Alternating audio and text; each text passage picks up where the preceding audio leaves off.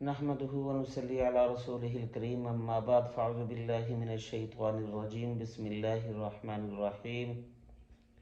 ولا تقولوا لمن يقتل في سبيل الله أموات بل أحياء ولكن لا تشعرون وقال النبي صلى الله عليه وسلم لوددت أن أقتل في سبيل الله ثم أحيا ثم أقتل ثم أحيا ثم أقتل ثم أحيا ثم أقتل او كما قال النبي صلی اللہ علیہ وسلم صدق اللہ العظیم وصدق رسوله النبی الأمی الکریم ونحن على ذلك لمن الشاہدین والشاکرین والحمد للہ رب العالمین۔ قبل صد احترام، آج پاکستان میں یوم تکریم شہداء کے عنوان سے ایک دن منایا گیا ہے۔ پاکستان میں 9 اور 10 مئی کو ایک سیاسی گروہ کی جانب سے جن فسادیوں نے ہمارے ملک کے ان عظیم شہداء جن کی قربانیوں کی بدولت اللہ نے پاکستان کو امن عطا فرمایا اور جن کی قربانیوں کی اور جن کے خون دینے کی بدولت آج ہم تمام پاکستانی اپنے گھروں میں محفوظ پرامن زندگی گزار رہے ہیں، ان کو 9 اور 10 مئی کو ان کے یادگاروں کو، ان کے مجسموں کو جلایا گیا، توڑا گیا، روڈوں پہ پھینک دیا گیا، اور پھر قوم نے اور قوم کے رہنماؤں نے آج کا دن شہداء کی تکریم کے حوالے سے خاص کیا، اور آج کے دن میں پورے ملک میں اداروں میں، غیر اداروں میں، سرکاری اداروں میں، پرائیویٹ اداروں میں تمام تر پاکستانیوں نے اپنی اپنی استطاعت، اپنی اپنی طاقت کے مطابق شہداء کی تکریم کے حوالے سے شہداء کے قبور پر، مزاروں پر حاضری بھی دی اور شہداء کے ساتھ یکجہتی کا اظہار بھی کیا۔ میں نے جناب نبی اکرم صلی اللہ علیہ وسلم کی ایک حدیث مبارکہ آپ حضرات کے سامنے پیش کی ہے کہ نبی اکرم صلی اللہ علیہ وسلم نے اپنے اللہ سے یہ کہا کہ میرے اللہ، ایک چیز میری پسندیدہ ہے، ایک میرا محبوب مشغلہ ہے، ایک چیز میری بڑی خواہش ہے، اور میں چاہتا ہوں کہ آپ یہ میری خواہش پوری فرمائیں، یہ پسندیدہ چیز مجھے عطا فرمائیں۔ فرمایا وہ پسندیدہ ترین خواہش میری یہ ہے کہ میں اللہ کی راہ میں شہید کر دیا جاؤں، پھر زندہ کیا جاؤں، پھر شہید کر دیا جاؤں، پھر زندہ کیا جاؤں، پھر شہید کر دیا جاؤں۔ جناب نبی اکرم صلی اللہ علیہ وسلم نے اللہ کی راہ میں شہید ہونا اپنی دنیا کی پسندیدہ ترین، محبوب ترین چیز ظاہر فرمائی ہے، اور آج بھی ہمارے اس مادر وطن کے لیے جو لوگ قربانیاں دے رہے ہیں، چاہے وہ فوج کی حالت میں ہوں، چاہے وہ پولیس، چاہے وہ عام عوام جو بم دھماکوں میں، عام عوام جو مختلف فسادات میں، مختلف چیزوں میں شہید ہو رہے ہیں، یہ بہت بڑی سعادت ہے اللہ رب العزت جسے عطا فرما دے۔ سیدنا خالد بن ولید رضی اللہ تعالی عنہ سب سے زیادہ جنگیں لڑنے والے صحابی رسول ہیں، اور آپ کے جسم پر زخم 109 سے بھی زائد ہیں، اور آپ بستر پر آپ کی موت آتی ہے اور آپ سے پوچھا جاتا ہے کوئی خواہش، کہا خواہش یہ تھی کہ میں اللہ کی راہ میں لڑتا ہوا اپنی جان قربان کر دیتا، شہید ہو جاتا۔ اتنی جنگوں میں اپنے آپ کو دھکیلا، مشکلات میں اپنے آپ کو دھکیلا، ہر اس طرح کے پرخطر مارکوں میں اپنے آپ کو دھکیلا کہ اللہ رب العزت مجھے شہادت جیسی عظیم نعمت سے سرفراز فرما دیں، لیکن افسوس کہ آج میں اپنے بستر پر مر رہا ہوں، مجھے اللہ رب العزت نے میدان کارزار میں شہادت نہیں عطا فرمائی۔ ملک کے لیے شہید ہونا، چونکہ پاکستان اسلامی ریاست ہے، جو شخص اسلامی ریاست کے لیے شہادت پاتا ہے وہ بارڈر پہ کھڑا آرمی کا سپاہی کیوں نہ ہو، وہ بازاروں میں کھڑا پولیس کا ایک جوان کیوں نہ ہو، وہ مختلف کارروائیوں میں شامل ہمارے جوان، ہمارے اسپیشل فورسز کے جوان کیوں نہ ہوں، یہ اللہ رب العزت کے دین کے لیے بھی قربانی ہے، چونکہ آپ ریاست کا دفاع کر رہے ہیں جو کہ اسلامی ریاست ہے، جہاں ہمارے آئین نے کہا ہے یہاں قرآن و حدیث سے متصادم کوئی قانون سازی نہیں ہو سکتی، اور یہ ایک اسلامی ملک ہے، ایک اسلامی ریاست ہے، اور الحمدللہ پوری دنیا میں اس وقت جتنے بھی اسلامی ممالک ہیں سب سے زیادہ اگر کسی کے پاس اس وقت ایٹمی طاقت ہے اسلامی ممالک میں سے تو وہ صرف پاکستان ہے۔ پاکستان تمام مسلمانوں کی امیدوں کا محور ہے، پاکستان مظلوم مسلمانوں کی خوابوں کی تعبیر ہے، پاکستان مظلوموں کا ایک آسرا اور سہارا ہے، پاکستانی فوج پوری دنیا کے مظلوموں کے لیے ایک امید ہے، ایک روشن چراغ ہے، اور ہمیشہ مظلوم مسلمان پاکستان آرمی اور فوج کو پکارتے ہیں کہ آپ آئیے، ہمارا ساتھ دیجئے، ہمیں ظلم سے نجات دلوائیے، ہماری مدد کیجئے۔ تو اللہ رب العزت نے یہ جو ملک عطا فرمایا جو اسلامی ریاست ہے، اور اس کے محافظین گویا جہاں وہ ریاست کی حفاظت میں شہید ہوتے ہیں وہ ساتھ ساتھ اسلام کی حفاظت میں بھی شہید ہوتے ہیں۔ تو شہادت یہ بہت بڑا رتبہ ہے، اللہ جیسے عطا فرمائے، اللہ نے ان لوگوں کو عطا فرمائی۔ اور یہ شہداء جس میں میجر عزیز بٹی ہو، یہ شہداء جس میں عالم خان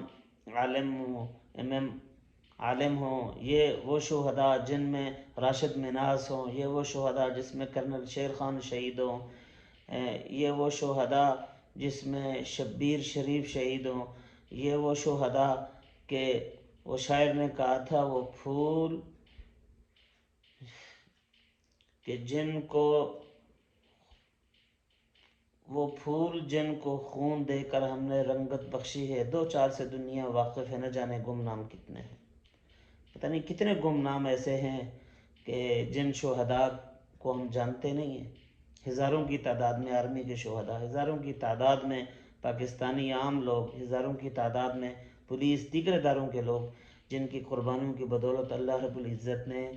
یہ مادر وطن محفوظ رکھا ہوا ہے، اور آج الحمدللہ جغرافیائی اعتبار سے، نظریاتی اعتبار سے اس ملک کی حفاظت کی جا رہی ہے۔ اگر ایسے شہداء کی بے توقیری کی جائے گی اور ان کی ناقدری کی جائے گی، اور اس طرح انہیں ان کے یادوں کو جلا دیا جائے گا اور ان کو توڑ پھوڑ اور ان کی بےزتی کی جائے گی، توڑ پھوڑ کی جائے گی،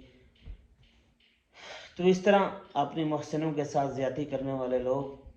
کبھی بھی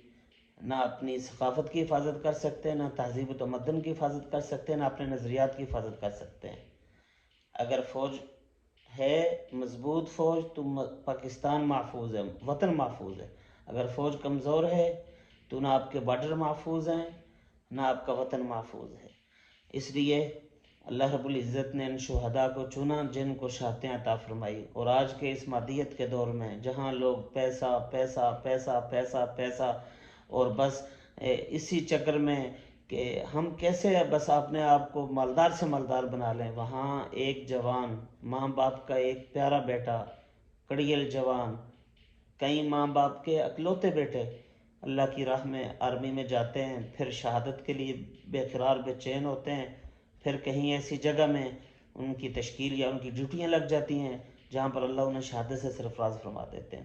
اس لیے پاکستانی ان کی قدر شہداء کو کبھی مت بھولیے۔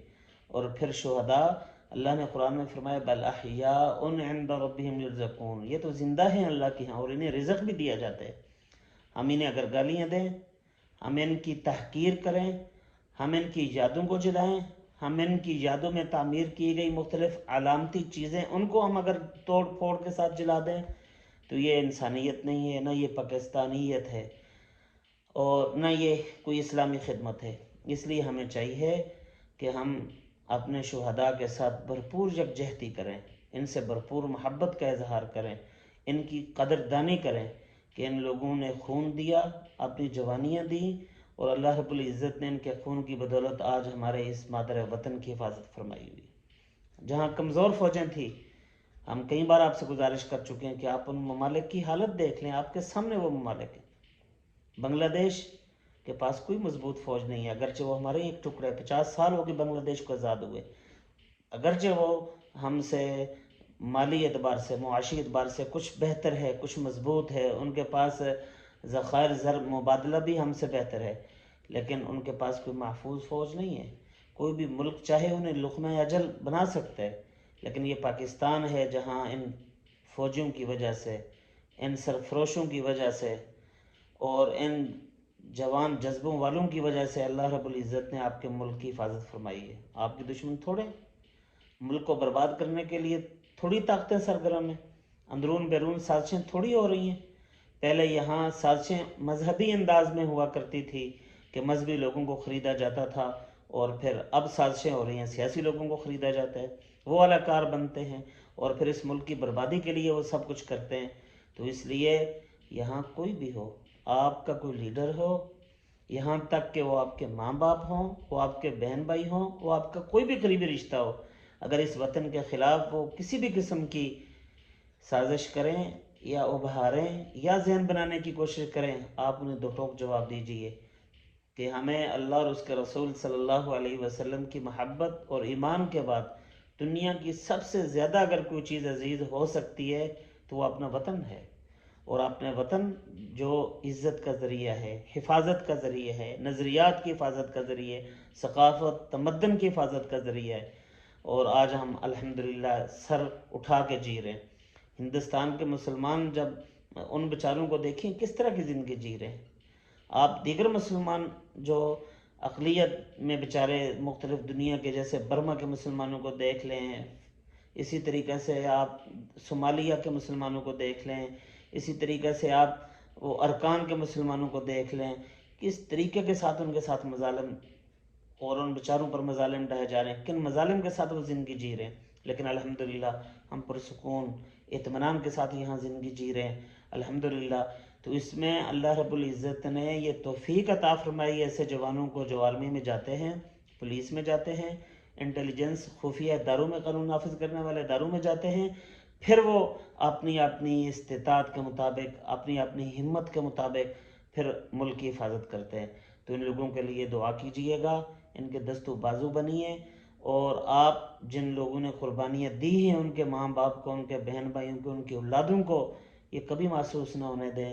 کہ آپ کے پیارے نے، آپ کے باپ نے، آپ کے بھائی نے، آپ کے بیٹے نے، کسی بیوی کے شوہر نے، کسی بہن کے بھائی نے یہ جو قربانی دی ہے، ہمیں اس قربانی کی کیا قدر ہے؟ نہیں، آپ انہیں بتائیے کہ آپ پاکستانی لوگوں میں سے خوش قسمت ترین ہیں کہ اللہ نے آپ کو چنا، اور آپ کے پیارے نے، وہ کسی بھی شکل میں پیارا ہو، بھائی کی شکل میں ہو،